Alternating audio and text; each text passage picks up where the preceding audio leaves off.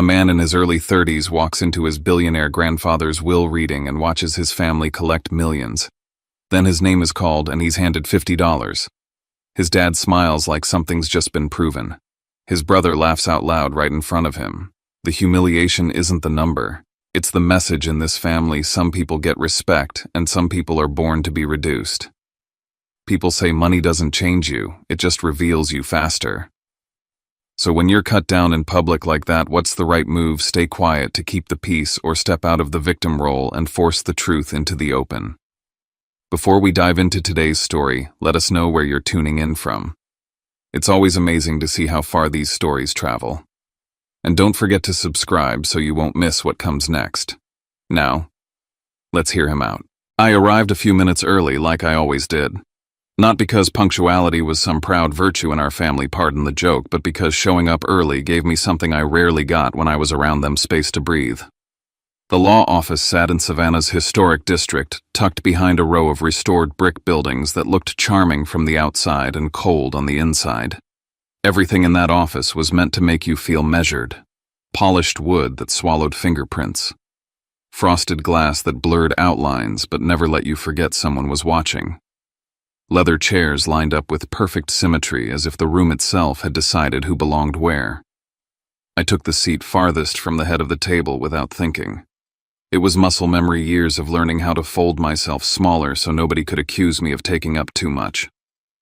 From where I sat, I could see the chair at the front like it was a throne.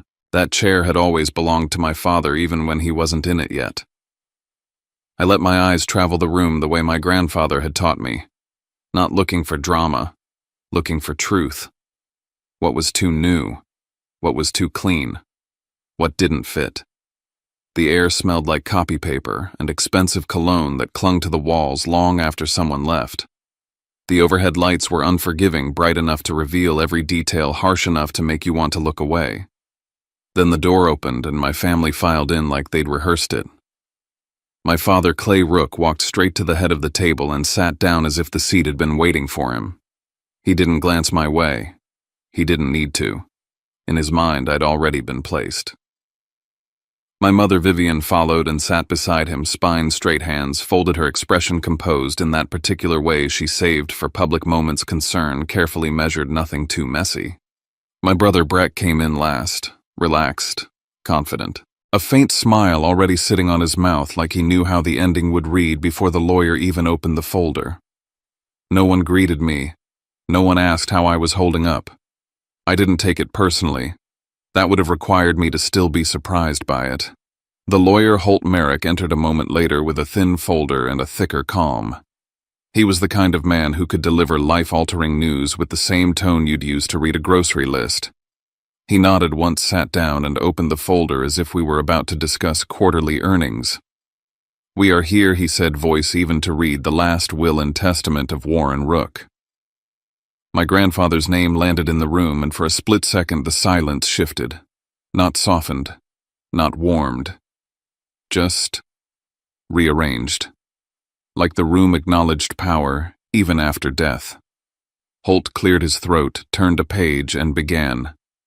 The first name was my father's. Clay Rook Holt read a total inheritance of $5 million. I watched my father's shoulders loosen as if he'd been carrying a weight and finally set it down. The satisfaction crossed his face for half a heartbeat, quick and controlled, then vanished behind a solemn nod. In public, my father never celebrated. He simply received what he believed was owed. Next came my mother. Vivian Rook Holt said $3 million. My mother exhaled slowly, like someone who'd been holding her breath through an entire exam. Her fingers found my father's hand beneath the table, and he let her hold it as if the gesture cost him nothing.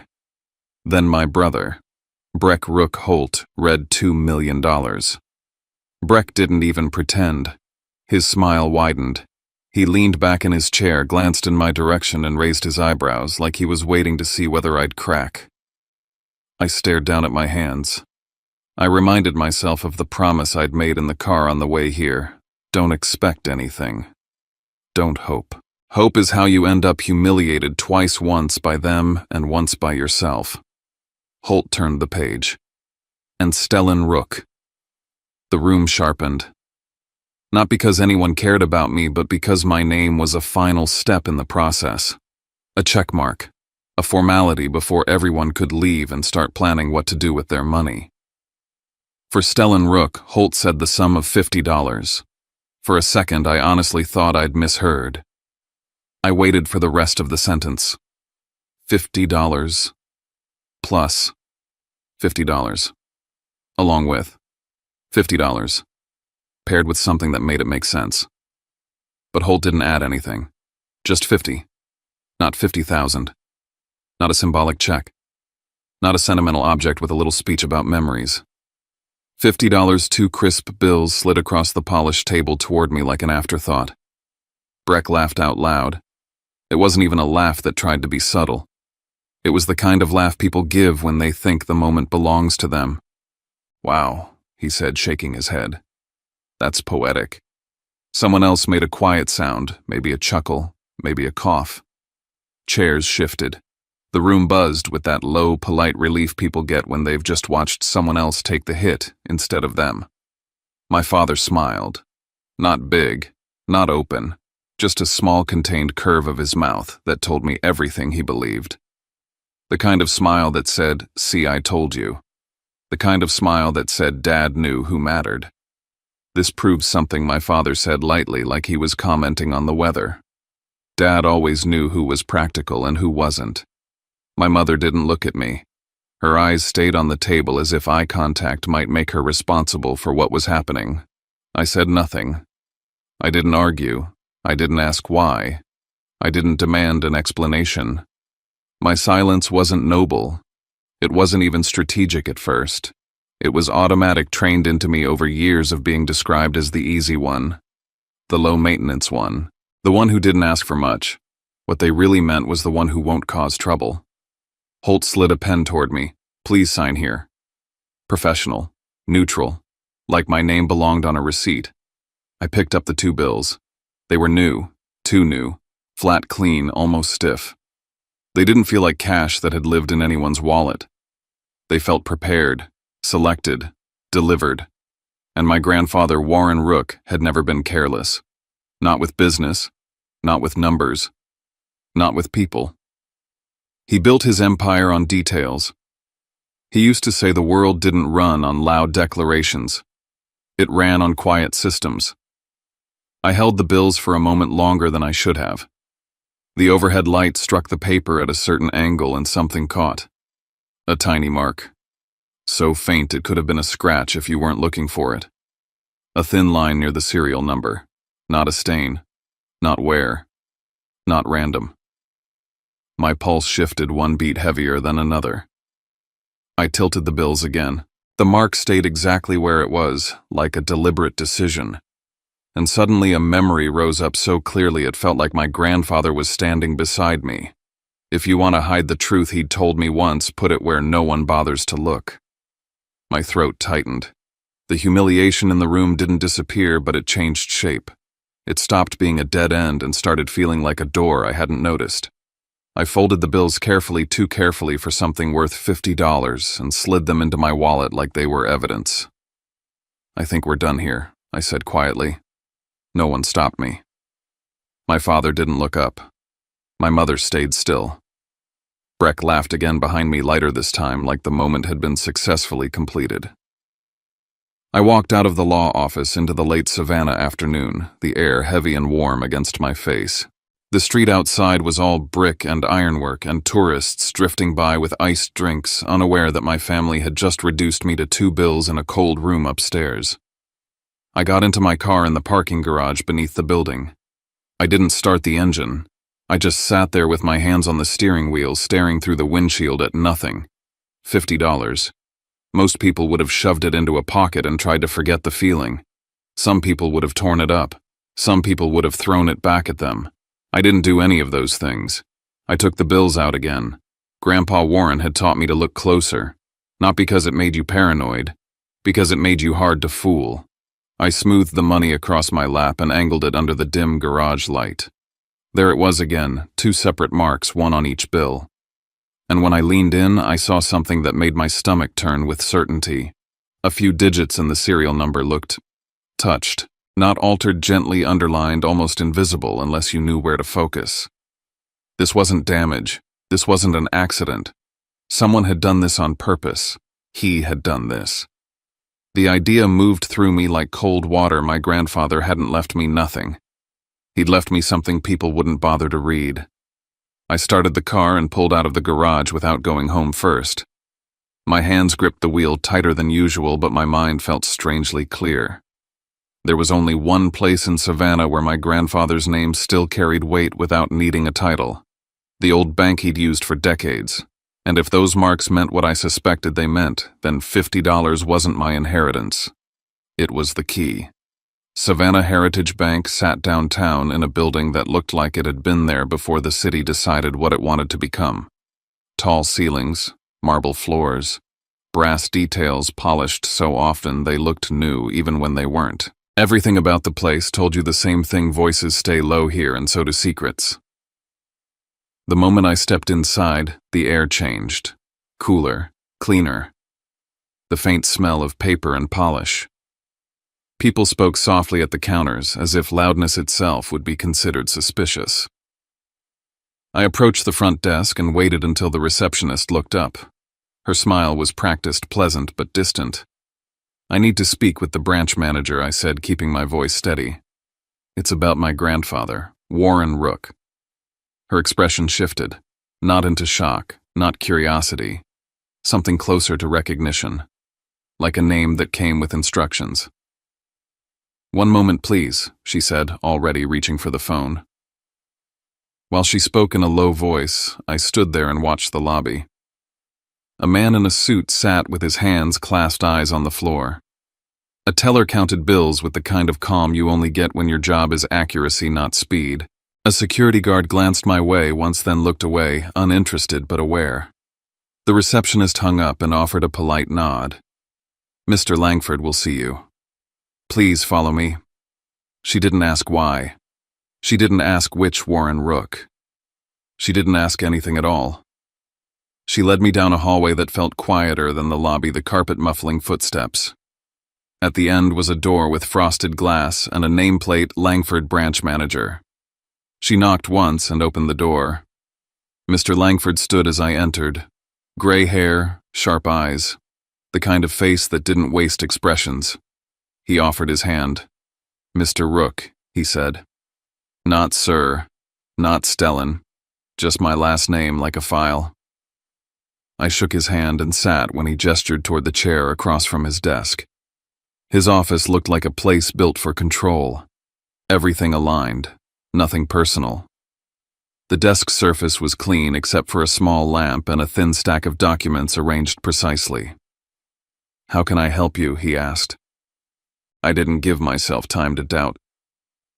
I pulled my wallet out, took out the 2 bills and placed them on his desk. "These were left to me in my grandfather's will," I said.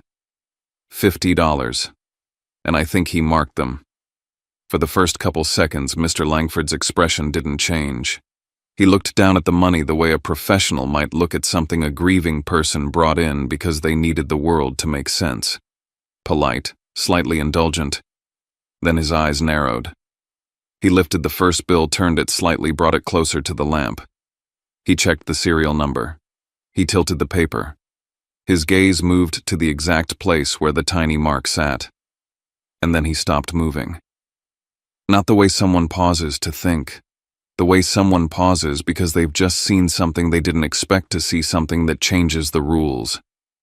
The color drained from his face so quickly it startled me. "Where did you get these?" he asked, and his voice had changed. Lower. "Careful. You already know," I said. "From Warren Rook." He didn't answer right away. Instead, he stood up, walked to the office door and closed it. Then he turned the lock. The click sounded loud in the quiet. He returned to his chair and sat down again, but the posture was different now. His shoulders weren't relaxed. His attention wasn't casual. It was focused, almost respectful.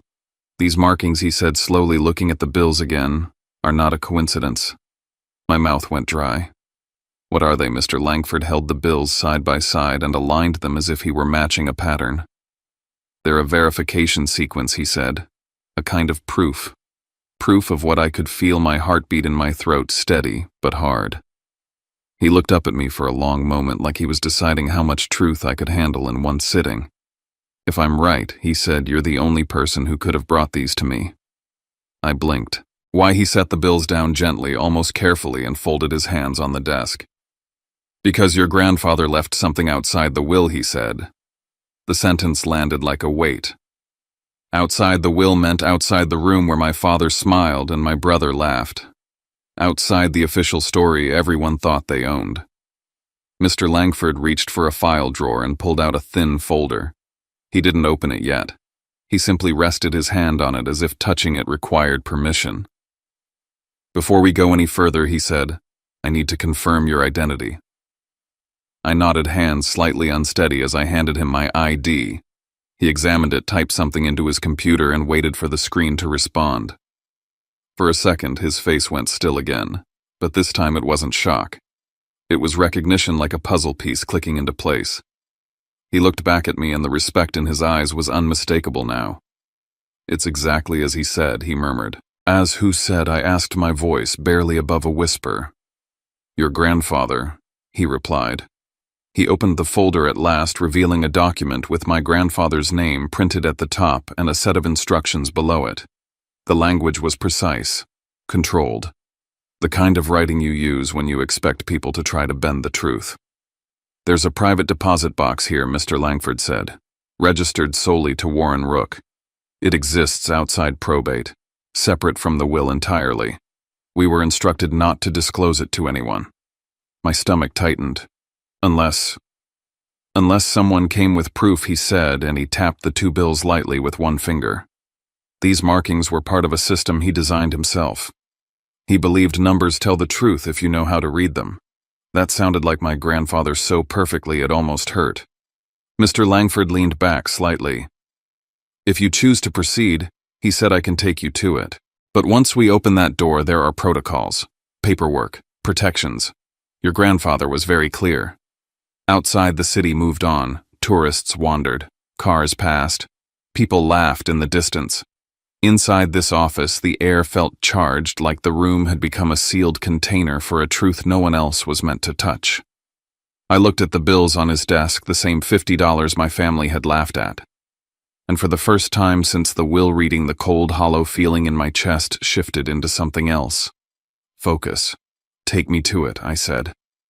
Mr. Langford's expression didn't soften, but he nodded once, as if he'd been waiting to hear those exact words. "Very well," he said. "Let's begin."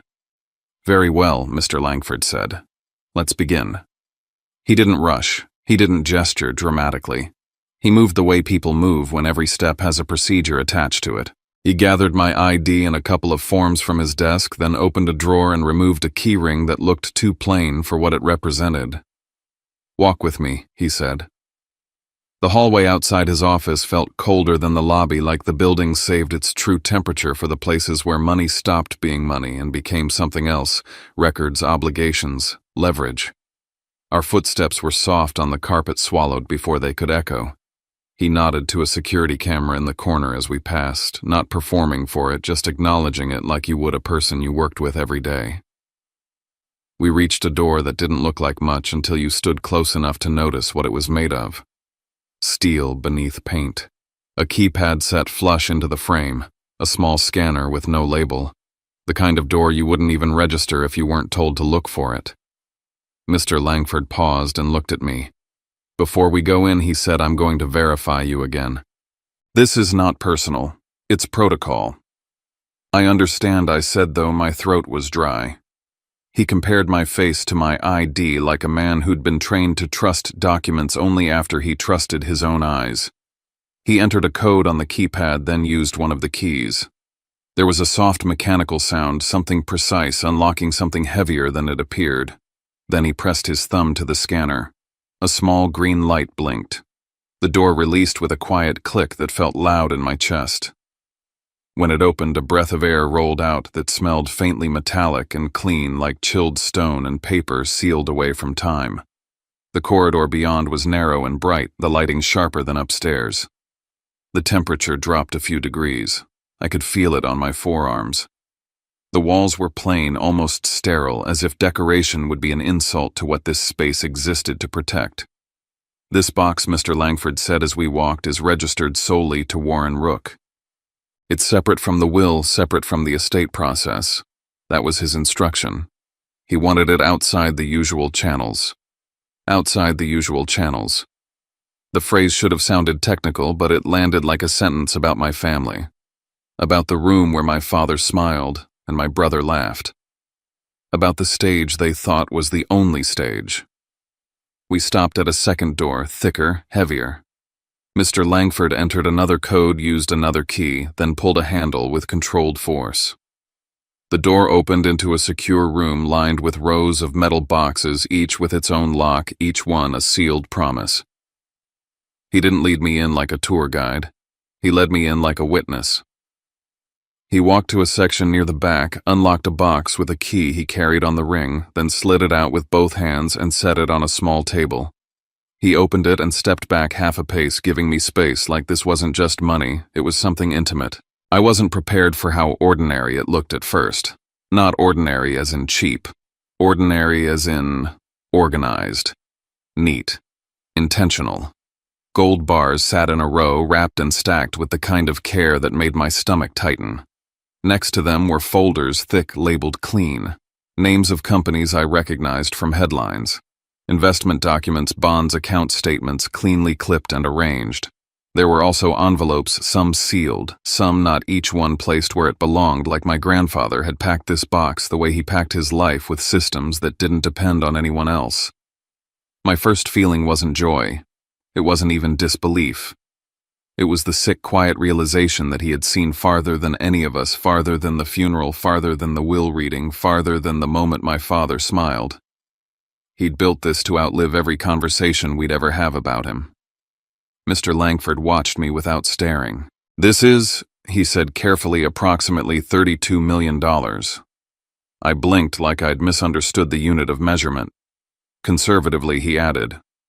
My knees felt weak, not because I suddenly pictured mansions or cars, but because the number was so large it didn't feel like a gift, it felt like weight, like responsibility, like something that would change the way every person in my family looked at me if they ever found out.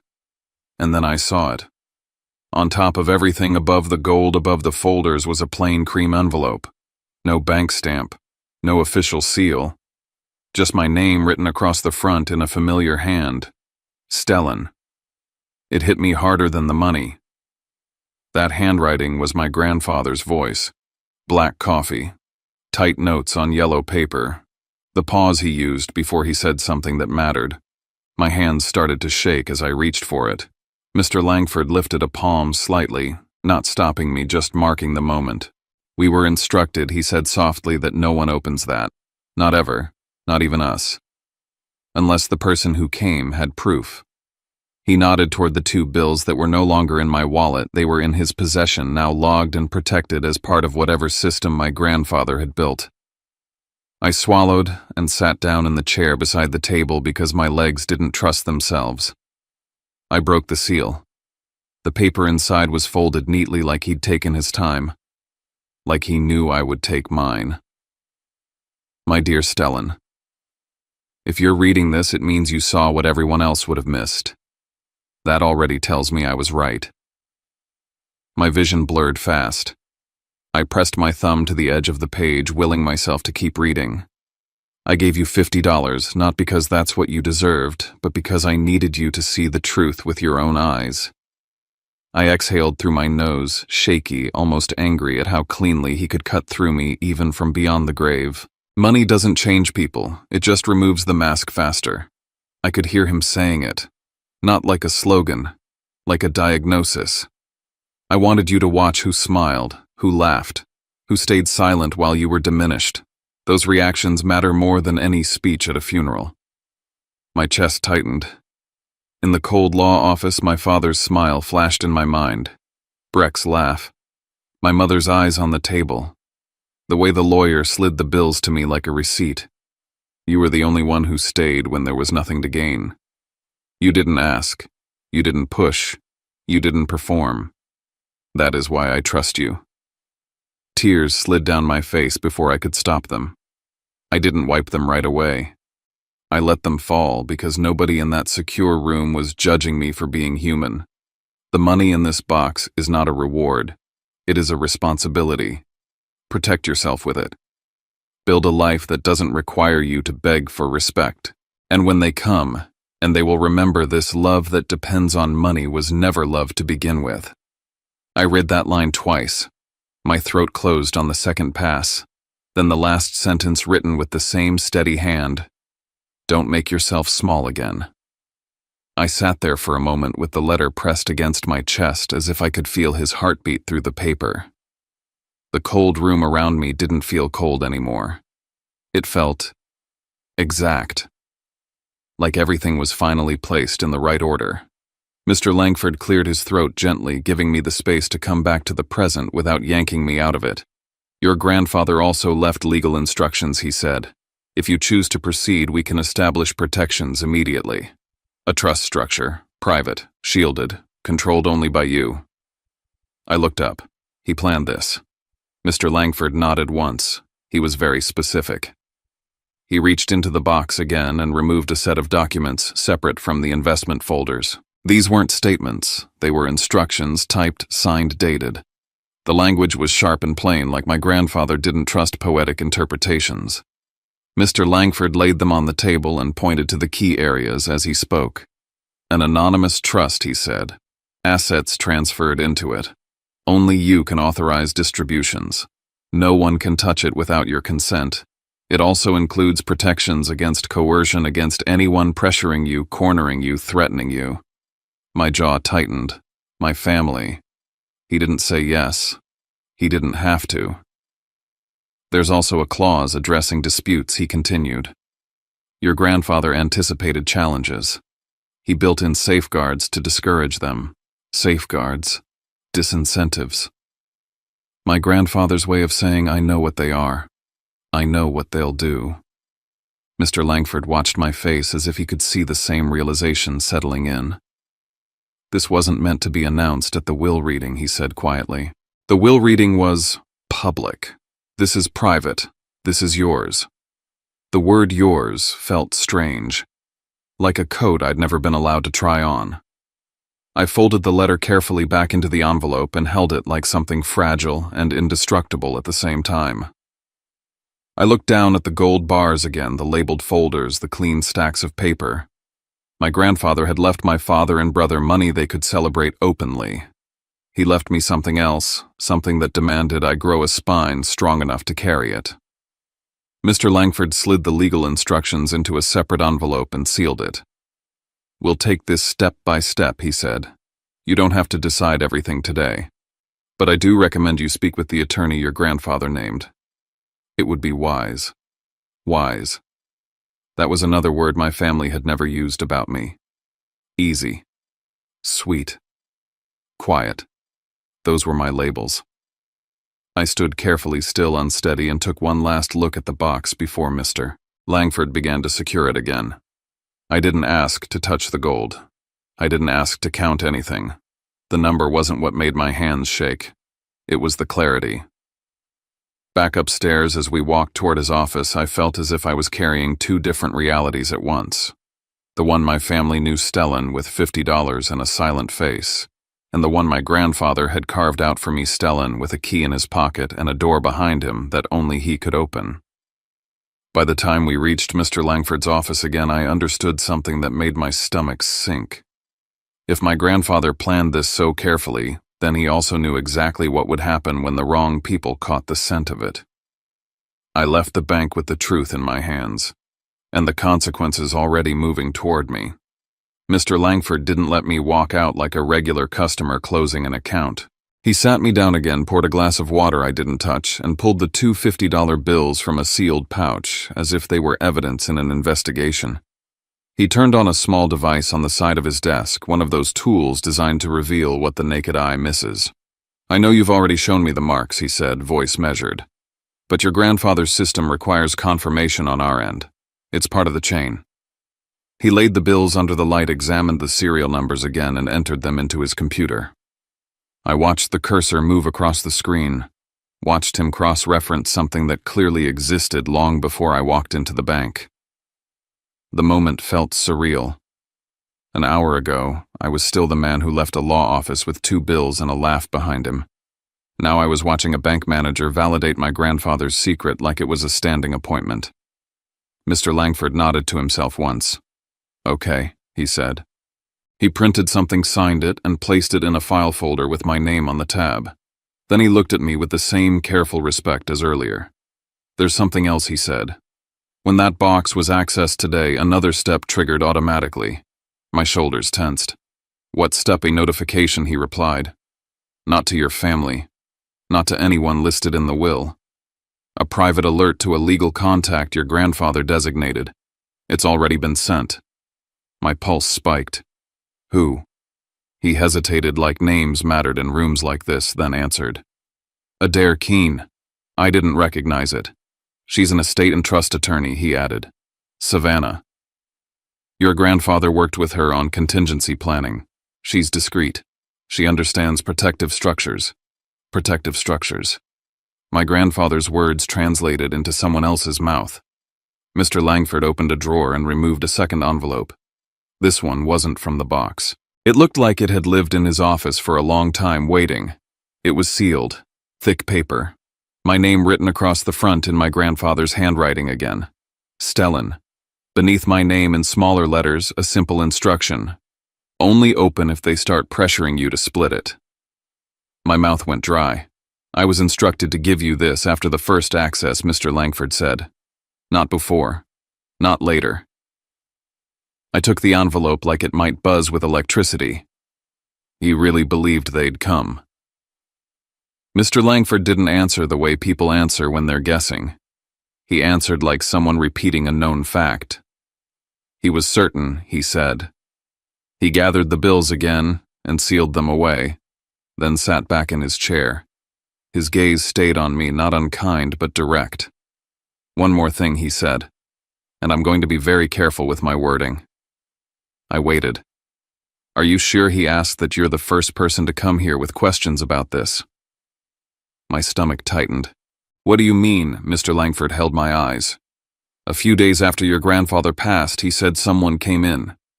Not with these bills, not with proof, but with interest. They asked about private holdings. They asked whether there were any boxes or accounts outside the will." I felt a cold line form down my spine.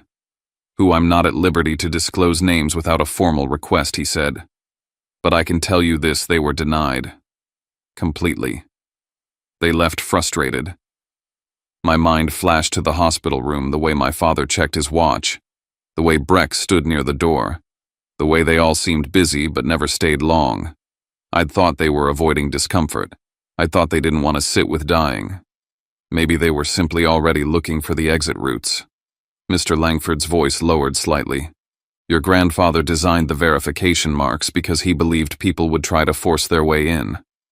I stared at the sealed envelope in my hands. The paper suddenly felt heavier than gold. I left the bank not with celebration, but with a new awareness the truth didn't sit quietly. It drew attention. And the kind of attention my family carried didn't stop at polite boundaries. Down in the parking garage, the air was warmer and smelled faintly of exhaust. I sat in my car with the engine off and pressed the envelope against my thigh as if keeping it close would keep it safe. I took a slow breath, then another. And then my phone vibrated. I looked at the screen. Unknown number. I didn't answer. It vibrated again. Another unknown number. Then again. Like someone was casting a wide net, hoping I'd bite out of sheer irritation. A message appeared. Not a vague rumor, not a sloppy guess. "We know about the box. Over $30 million. Stop playing innocent. Call back." My stomach dropped. Another message followed from a different number. "Trust. Deposit box. You really think you can keep it all?" My fingers went cold around the phone.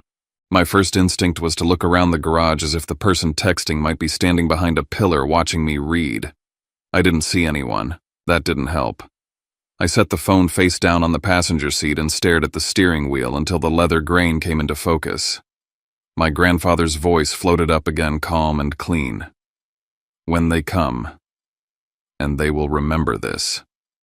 So the clock had started, and it was moving faster than I would have chosen. I drove home, but I didn't go inside right away. I sat in the car for a few extra minutes and watched the street like I'd suddenly become someone who needed to. The calls kept coming. Voicemails stacked up without words. Some were silent. Some had breathing. One had a faint laugh before it cut off. It wasn't just curiosity, it was pressure. I went upstairs and locked my door, then placed the sealed envelope on my kitchen table, as if it were a live thing. My apartment looked the same as it had that morning, modest, quiet mine. But the air inside it felt different, like the walls had started listening. I didn't call my father. I didn't call my mother. I didn't call Breck. Not because I was brave. Because I knew that if I called even once, I'd be back in the old pattern, explaining, apologizing, shrinking. And the second I started shrinking again, they'd remember exactly how to handle me. Instead, I called Mr. Langford. He answered on the second ring. Mr. Rook. My phone won't stop, I said. Someone knows. They know too much. There was a brief pause. I assumed this might happen, he said carefully. Your grandfather anticipated leakage. That's why the alert went out. To Adair Keene, I said. Yes, he replied. If you haven't spoken to her yet, I recommend you do so immediately. I hung up and searched the name. The number came up quickly. I hesitated only long enough to listen to my own breathing. Then I called. A woman answered, voice calm, precise. Adair Keene. My name is Stellan Rook, I said. Warren Rook was my grandfather. Mr. Langford said you'd be expecting I am. She cut in gently, not rude, just efficient. Can you come in tonight? I'd rather not do this over the phone. Yes, I said. Tell me where. Her office was in a renovated building not far from the courthouse clean lines, warm, lighting the smell of fresh paper and black coffee. Not cozy in a sentimental way, cozy in a controlled way, like everything here existed to keep messy people from getting inside your head. Adair Keene was in her late 40s, sharp-eyed hair pinned back, the kind of person who didn't waste time trying to charm you. She listened as I laid everything out on her desk, the letter from my grandfather, the documents Mr. Langford had provided, and finally the two $50 bills which I'd been allowed to carry only after they were logged. When I showed her the faint markings, she didn't gasp. She didn't smile. She simply nodded like she'd seen my grandfather's fingerprints in decisions like this before. He built an identification mechanism into currency, she said almost to herself. That's very Warren. I swallowed. My family already knows there's money. They're calling from different numbers. They're circling. Adair didn't look surprised. She opened the legal packet and scanned quickly, then looked up. Your grandfather didn't just leave you assets, she said. He left you insulation. Insulation, I repeated. A structure that keeps people from forcing you into a corner, she said. Anonymous trust options. Consent controls. Protection language against coercion. And this matters, there's a dispute clause tied to the inheritances your father, mother, and brother received. I leaned forward. What kind of clause? She held my gaze. If they attempt to challenge certain aspects or pressure outcomes through legal action in specific ways, they risk triggering consequences that can restrict or redirect what they received. It's designed to make bullying expensive. My heart beat harder, not out of excitement, but out of understanding. My grandfather didn't want me to win an argument. He wanted me to survive the kind of people who treat family like a weapon. Adair slid my grandfather's letter back toward me. He set the stage at the will reading for a reason, she said. He wanted you to see how they behave when they think you're powerless. And he wanted them to reveal themselves before they knew the truth. I thought of my father's smile, Breck's laugh, my mother's eyes on the table, the room full of quiet chairs and whispered relief. I nodded slowly. So what do I do now? Adair tapped the documents. We move first, she said. We formalize protections. We don't wait until they show up at your door, because they will. The words landed, and almost on cue my phone buzzed again on the desk between us. Unknown number. I didn't pick it up. Adair watched the screen light up, then looked at me like she was making a decision. "Go home," she said. "Lock your door. Don't engage. If they contact you, you document. If they come in person, you don't let them push you into a private conversation without counsel." I left her office with my grandfather's letter in my jacket pocket and a new folder in my hands, one that felt like the beginning of a wall I'd never been allowed to build before. By the time I reached my apartment, it was fully dark. The hallway outside my door was quiet in that late evening way, the kind of quiet that makes every small sound feel like a warning. Inside, I set my keys on the table and tried to breathe like a normal person. My phone buzzed again. I didn't look. I took one step toward the kitchen to pour myself water. That's when the knock came. Not polite, not tentative. 3 sharp hits, fast and impatient, like the door owed someone an answer. My body went still. I walked to the door without turning on extra lights. I leaned in and looked through the peephole. A familiar stance filled the frame, shoulders squared, weight set forward, the posture of someone who never knocks unless he expects to be let in. And behind him, just off to the side, a second figure shifted, too comfortable to be a stranger. My stomach tightened as my hand hovered over the deadbolt. They hadn't even waited for me to process the truth. They'd come to collect it. I stood on the other side of the door for a full second after seeing them through the peephole. Long enough to register the familiar posture. Long enough to understand that whatever was about to happen, it wasn't a visit. It was a claim. I unlocked the door. I didn't say a word before my father stepped forward and crossed the threshold as if my apartment were an extension of something he already owned. His eyes swept the space immediately, walls, furniture, the narrow kitchen, the small table by the window, like an inventory check. My mother followed, lips pressed together in that practiced expression of concern she used when she wanted credit for feeling something without having to choose a side. Breck stayed near the doorway, leaning casually against the frame, arms crossed, watching me like I was the evening's entertainment. No one asked to come in. No one waited to be invited. "Still living small," my father said, glancing around. Interesting. It wasn't an observation. It was a judgment, a reminder. In his mind, my modest apartment was proof that I had never really belonged in my grandfather's world. Breck laughed softly. "Guess $50 doesn't stretch very far these days." I closed the door behind them and locked it. Not because I thought it would stop anything, but because the sound grounded me. A clean click. A boundary, even if it was only symbolic for now. "Why are you here?" I asked.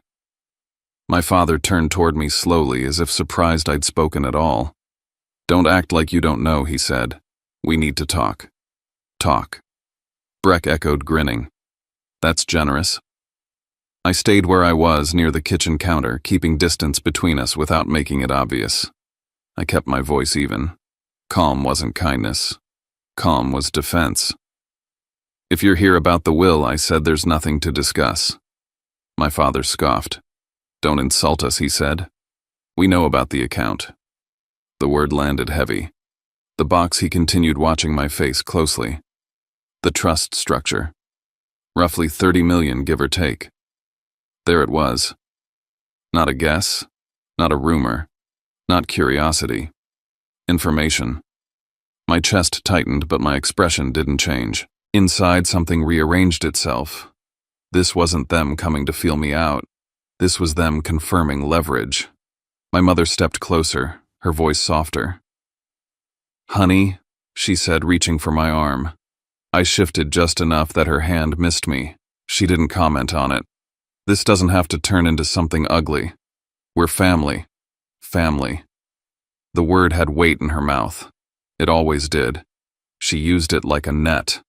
"Your grandfather always said he wanted to take care of everyone," she continued. "You know that. He would hate seeing us divided like this." I watched her fingers hover in the air for a second before she lowered her hand. The gesture wasn't comfort. It was ownership. Breck rolled his eyes. "Let's skip the sermon," he said. "You got lucky. Good for you. Now don't be selfish about it." "Lucky." I let out a slow breath through my nose. "You didn't come here to congratulate me," I said. "You came here to take control." My father's jaw tightened. "Watch your tone," or what I asked quietly. The room shifted. just slightly. The balance they were used to wasn't sitting where it normally did.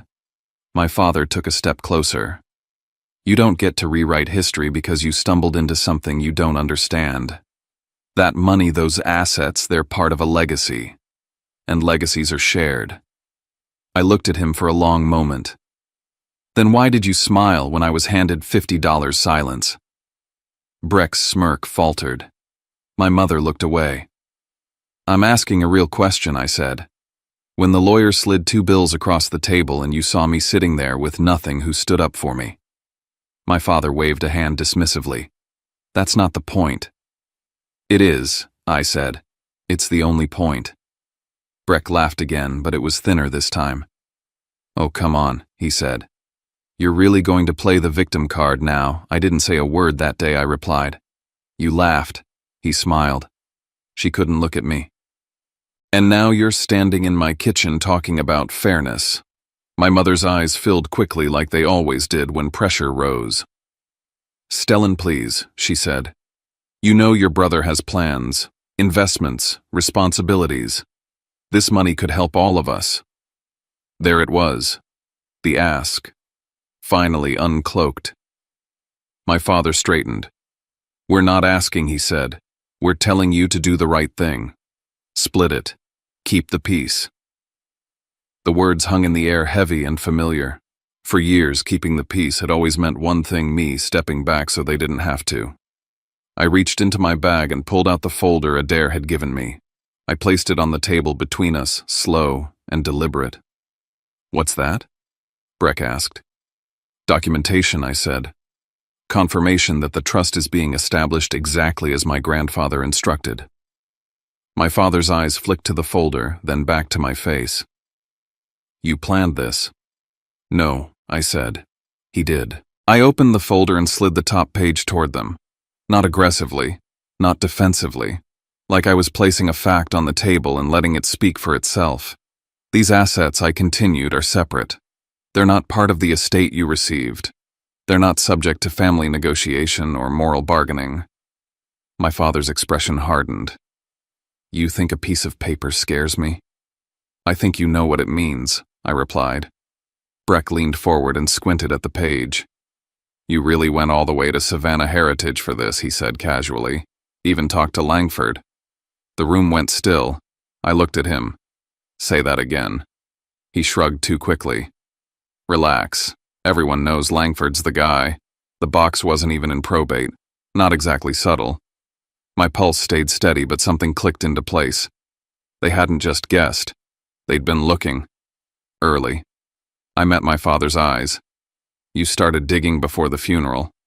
His silence answered for him. You didn't even wait for the will, I said. You were already hunting. My mother whispered my name like a warning. My father's voice dropped. Be careful. No, I said. I've been careful my whole life. He straightened, authority returning like a reflex. If you don't share this, he said, we'll challenge it. Legally. I nodded once. You can try. Breck scoffed. You're bluffing. I'm not, I said. There's a clause. Any attempt to dispute or undermine my grandfather's intent risks your inheritance. That did it. Breck's grin vanished completely.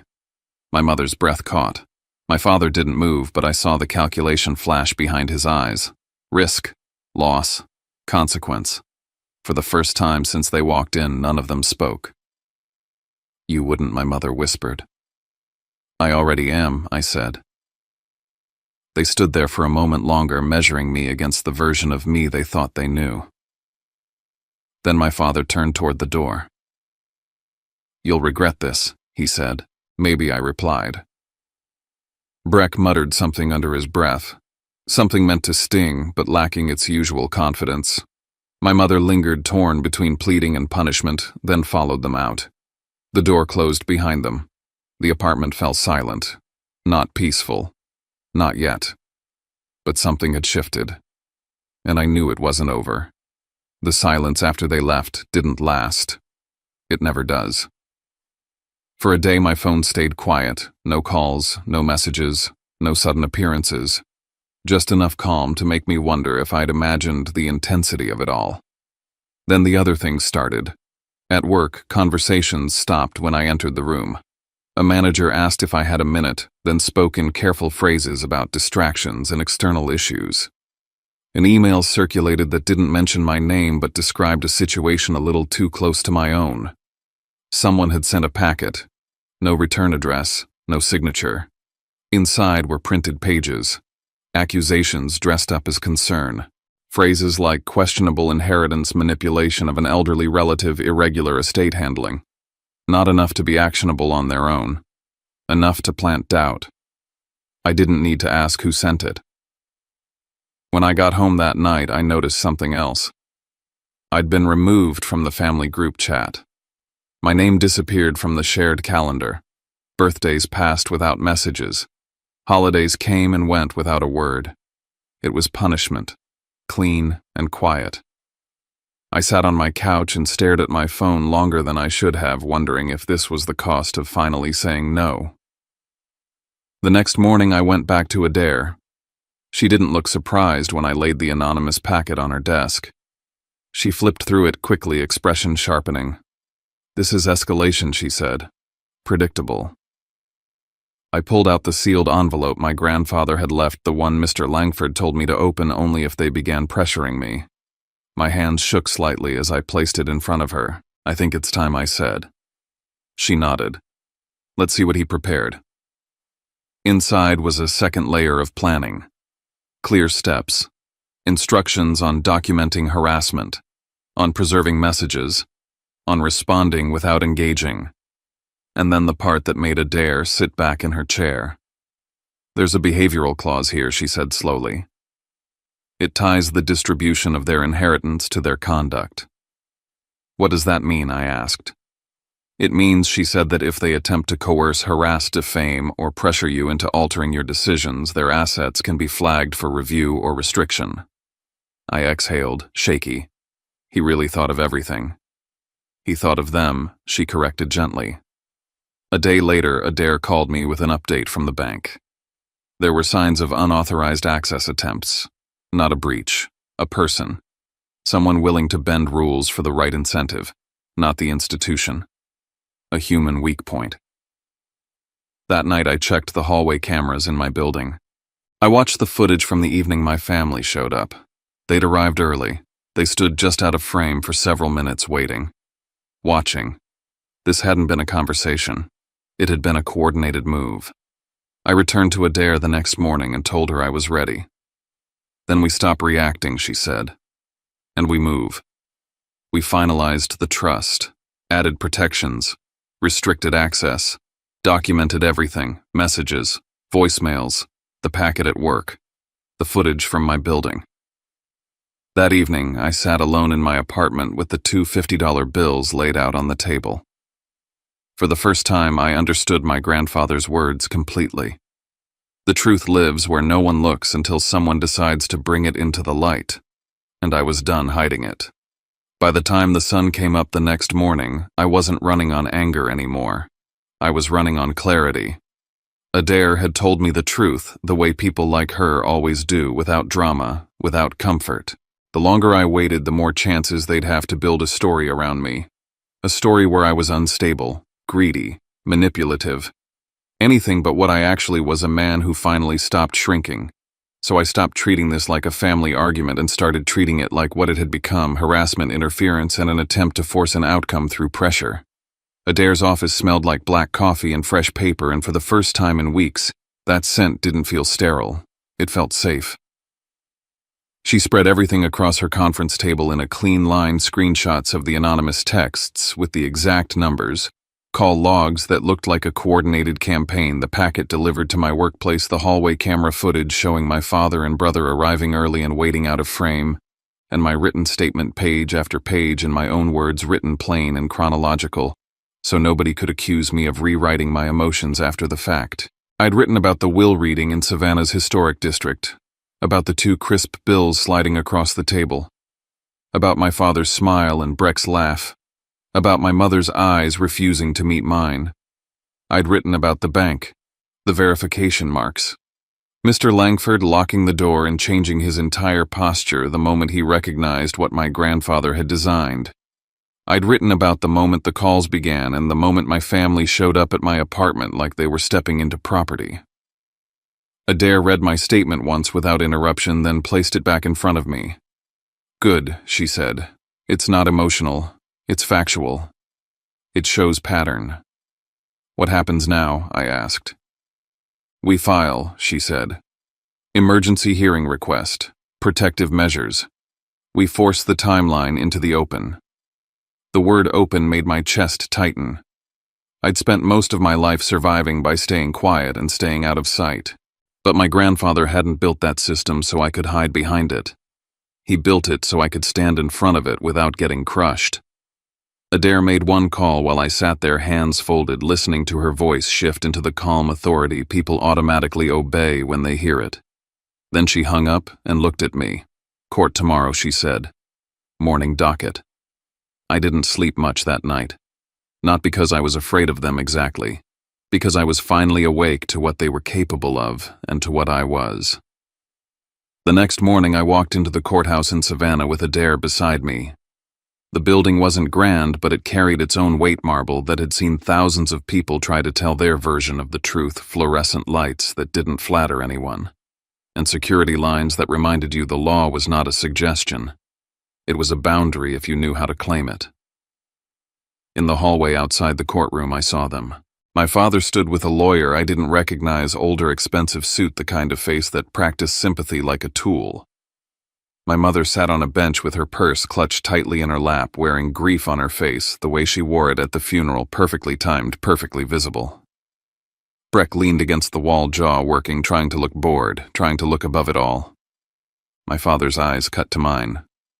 For a second I saw the old version of him, certain, entitled, expecting me to fold just because he was watching. Then his gaze flicked to Adair and his mouth tightened. He didn't nod. He didn't pretend warmth. He simply watched, calculating. Adair didn't slow down. She didn't acknowledge them. She guided me to a chair near the courtroom door and lowered her voice. "Whatever they say in there," she murmured, "you stay steady. Let me do the arguing. You answer questions. Nothing extra." I nodded. The bailiff called us in. Inside, the room was smaller than I expected. Wood benches. A judge's bench raised just enough to make you feel the power difference. Flags in the corner. A court reporter hunched over a machine ready to translate every word into a record no one could later deny. My father's lawyer stood first. He opened with a soft voice and a concerned face, the way people do when they're about to weaponize care.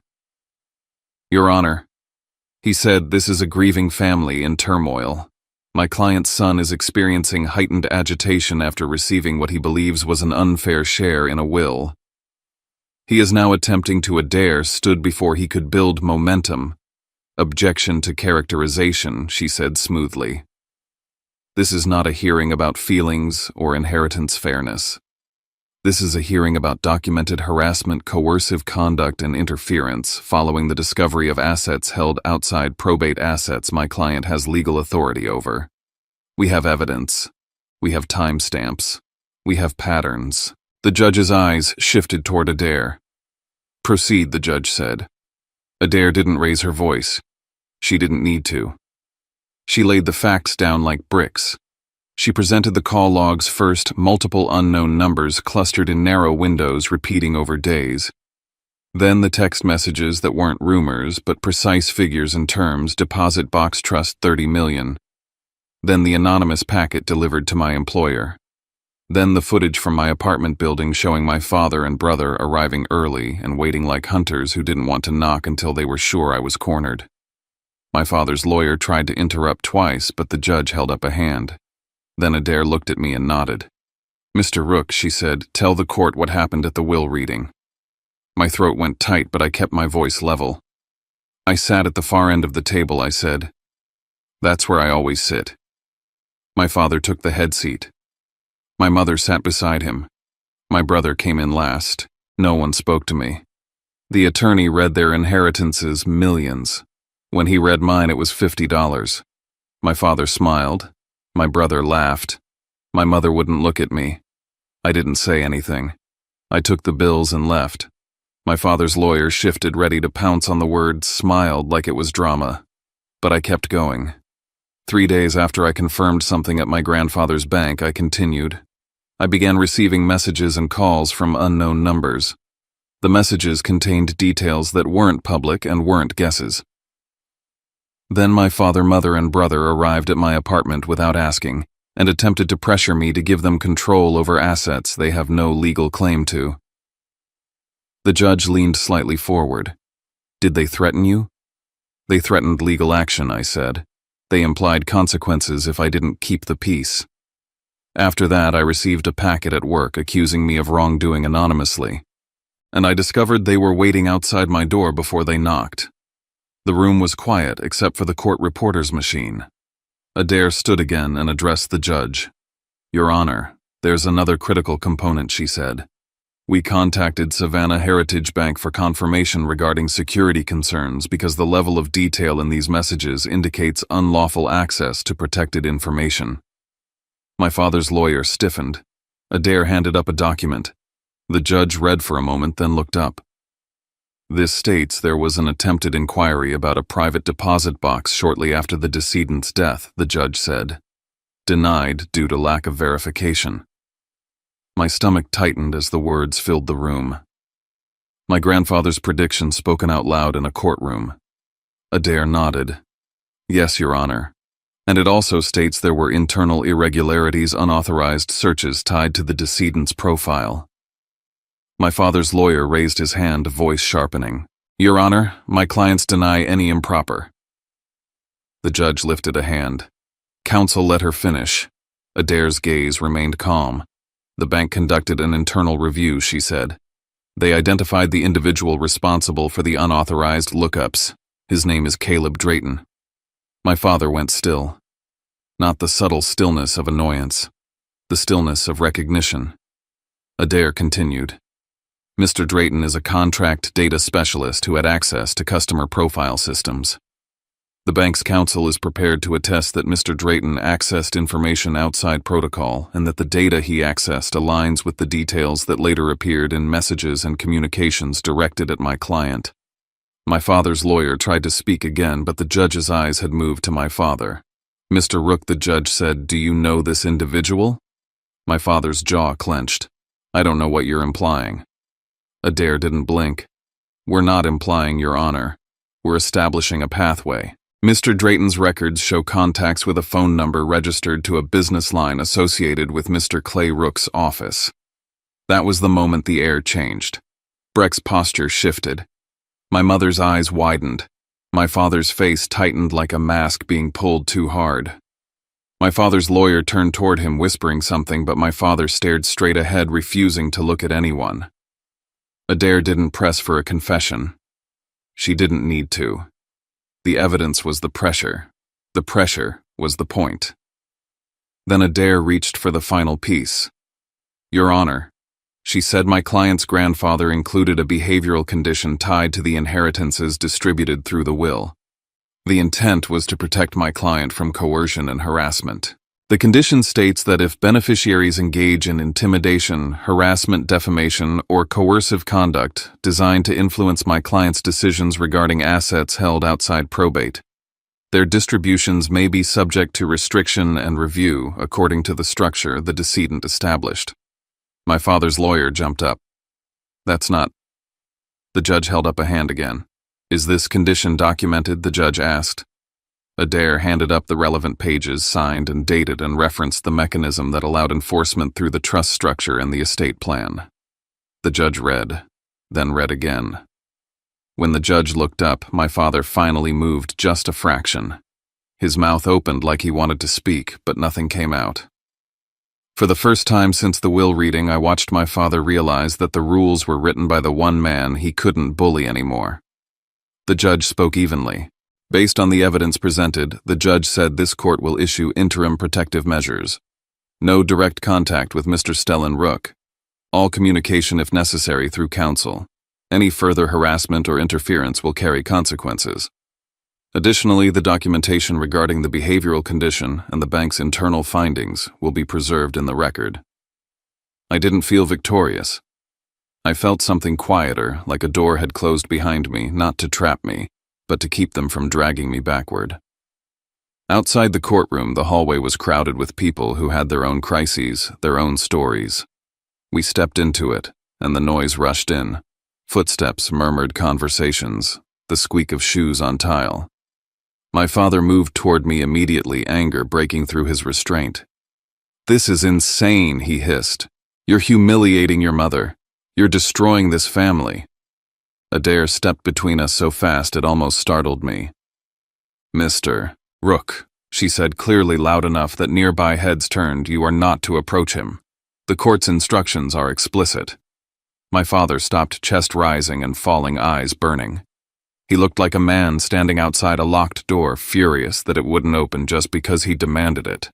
Breck scoffed, trying to salvage confidence. "Congrats," he muttered. "You got your little show." I turned my head toward him. "You weren't laughing at the will reading because it was funny," I said quietly. "You were laughing because you thought it proved I'd always be beneath you." His lips curled. "You want the truth," he said. We knew there was something. Nobody leaves $50 unless they're signaling something. Dad said the bank would have it, we just didn't know you'd figure it out first. Adair's eyes snapped to him. "Thank you," she said, voice flat. Breck blinked. "What you just confirmed intent," Adair replied and walked me forward without waiting for another word. My mother stood at the edge of the hallway, tears on her cheeks. "Stellan," she whispered, voice trembling. "Please. We can still fix this." I looked at her. I wanted to believe her. I really did. But I couldn't ignore the simplest truth: she didn't come to my apartment to ask if I was okay. She came when there was money in the air. "I'm not fixing this," I said softly. "I'm ending it." We walked out into the bright Savannah morning. The sunlight felt almost wrong after the courthouse lights. Adair guided me to her car, and as I got in, my phone buzzed. A message from my father. One line. "This isn't over." I stared at the screen for a second, then placed the phone face down. For the first time, his words didn't land like a threat. They landed like a confession of how little power he had left. A week later, I sat in Adair's office with a pen in my hand, staring at the line where my signature would go. It was a simple thing, ink on paper, but I could feel the difference in my body. I used to sign documents to end discomfort, to make a conversation stop, to avoid conflict, to get out of rooms where my voice didn't matter. This time I was signing to protect myself. Adair slid the final trust documents across the desk. "This locks it," she said. "Anonymous structure, strict access controls, and a clear pathway for enforcement if anyone attempts coercion again. Communication through counsel only, no exceptions." I nodded and signed. My name looked the same as it always had, but it felt different. It felt like it belonged to someone who wouldn't be moved by a smile, a laugh, or a tear. When I finished, Adair gathered the pages, clipped them neatly, and placed them into a file. "You did what your grandfather wanted you to do," she said. "You stood up without turning into what they tried to paint you as." I didn't respond right away. I wasn't sure I believed I'd done anything heroic. I'd simply done what I had to do to breathe. On my way out, Adair handed me an envelope. "This came in from the bank," she said. "Final summary, and something else." At home, I opened it at my kitchen table. The bank's letter was direct. It confirmed the internal investigation findings, confirmed that Caleb Drayton's access was unauthorized, confirmed disciplinary action, and noted that records had been preserved. It didn't say my father's name, but it didn't need to. The pathway had been documented. The timeline was now a matter of record, not rumor. Underneath the bank's letter was a smaller note from Mr. Langford. Short, precise. "Mr. Rook, your grandfather anticipated human weakness. He told us to expect pressure. I'm sorry you experienced it. The bank has taken action. You are secure." Beneath that, a final line in Mr. Langford's careful handwriting. "He would be proud you didn't flinch." I stared at that sentence until my eyes stung. Then my phone buzzed again. My mother. A long message. Soft words. Vague regret. a request to talk like a family, a reminder of how hard this has been for everyone. A minute later, my father sent another message, shorter, colder. "We can handle this privately. Call me." Breck didn't write at all. His silence was its own kind of message. I didn't reply to any of them, not because I was punishing them, because I'd finally learned the difference between conversation and control. If they wanted access to me, they could go through the one place they hated losing to the law. 2 days later, I drove out to my grandfather's old house. Not the one the family posed in front of when there were cameras, but the one he actually lived in, the place that smelled like old books and polished wood and black coffee that had cooled in a mug while he thought through numbers. The river sat nearby, steady and indifferent. Savannah always had that quality, the feeling that time moved whether you begged it to stop or not. Inside, everything was exactly where I remembered it. The chair by the window, the desk with the tight handwriting columns of numbers like a private language, the faint creak in the floorboard near the hallway that my grandfather used to avoid without thinking. I walked to the chair and sat down slowly. For a long time, I didn't do anything. I just listened to the house settle, the soft hum of quiet, the kind of quiet my grandfather respected. My mind replayed the sequence like a chain, the will reading the $50, the marks, the bank, the box, the letters, the calls, the apartment, the packet at work, the courthouse, the name Caleb Drayton, the look on my father's face when the judge held up the documents. My grandfather hadn't designed a puzzle for entertainment. He'd designed a test of character. He gave me $50 because it would hurt. Not because he wanted me to suffer, but because he knew that if it didn't hurt enough, I would go right back to being easy. Right back to being quiet in a way that erased me. Right back to accepting humiliation as the cost of belonging. He needed the moment to be undeniable. He needed me to see who they were when they thought I had nothing. And he needed me to see who I could be when I refused to beg. I opened the drawer of his desk and found a small envelope tucked beneath a stack of yellowed notes. My breath caught when I saw my name. Stellan. It wasn't dramatic. It wasn't a reveal meant for anyone else. It was a final kindness hidden where only I would bother to look. Inside was one page folded once. "If you found this, it means you came here when the noise got loud." I smiled, small, involuntary, because that was him, plain-spoken, certain, never wasting words. You don't owe anyone your life just because they share your blood. You don't owe anyone your silence just because they call it peace. He had underlined the last word lightly, like he did in his notes when something mattered. Peace isn't the absence of conflict, it's the presence of boundaries. My throat tightened. I read the next line slowly. Keep your life simple on the outside. Keep it strong on the inside. Let the law handle what your heart can't fix. And don't confuse guilt with love. At the bottom, he'd written one final sentence in the same steady hand. When you stop asking permission to exist, you become impossible to control. I held the paper against my palm for a moment, then folded it back and placed it carefully in my jacket pocket. When I left the house, I didn't feel high. I didn't feel triumphant. I felt settled. Back in my apartment, life didn't transform into a movie ending.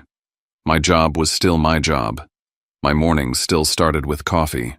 The world still moved. But something inside me had been rewired.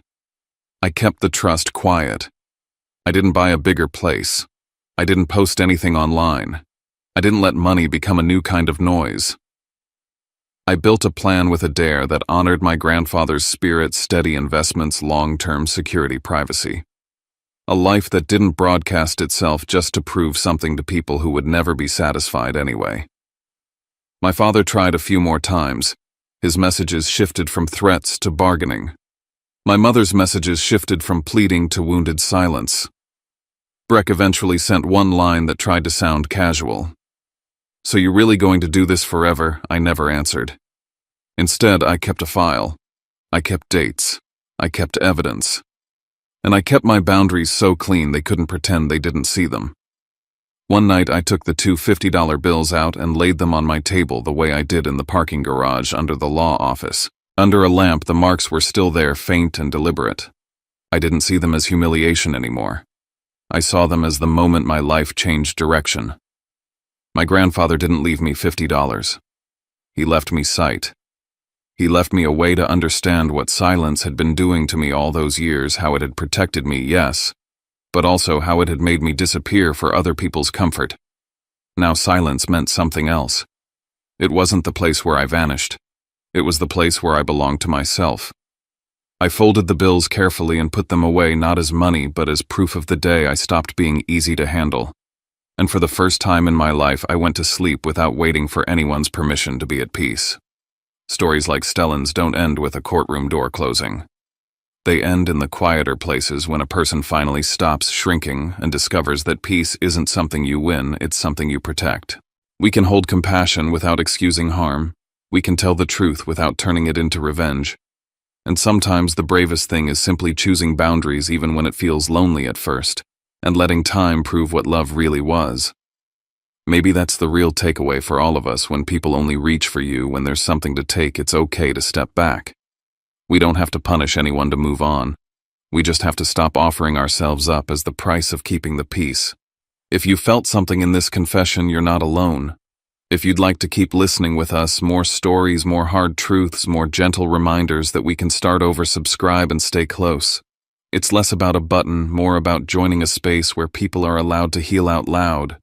And if you want to leave a few words in the comments where you're listening from, or the moment that hit you the most. Thanks for being here with us. Take care of yourself, and I'll see you in the next story.